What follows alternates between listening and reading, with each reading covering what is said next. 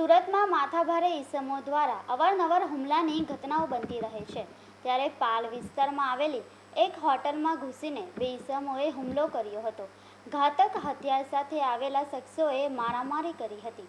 Gauravpath road પર આવેલા SS palace star world શોપિંગમાં કેતન સરોલા અને હિતેશ રાઠોડ દ્વારા ઘાતક હથિયાર બતાવી ધાકધમકી આપી હતી. જીલ પાનસેરિયા પર હુમલો થયો હતો.